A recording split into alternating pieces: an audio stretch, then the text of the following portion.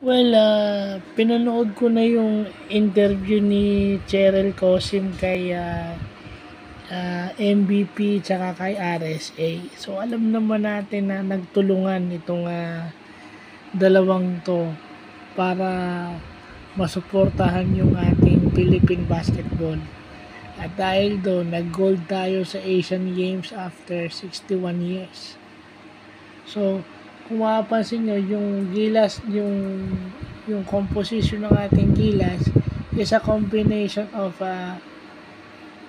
MVP players and SMC players. So, yung mga players na MVP tsaka ni Ramon ang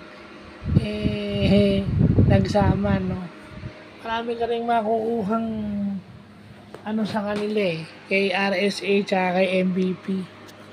At nag-iisip na rin siguro silang mag-collaborate sa business side kasi nga nakita na nila yung nun sa basketball sa sports.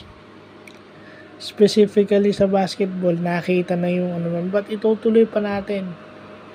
Ako lagi kong tinitignan yan kasi nakakakuha tayo ng insights dyan. Hindi lang yung business, yung sa buhay, kung paano sila mag-manage ng stress and everything kasi malalaking kumpanya at industriya yung hawak nila. So, how do they manage stress? Sa kanya ka rin kumukuha ng tips, no? So, mamaya, papanoorin ko pa bago ako siguro matulog after kumanood ng game. At bago ako maghanap ng online na ng Batang Quiapo, papanoorin ko muna yun. So, yun lang po.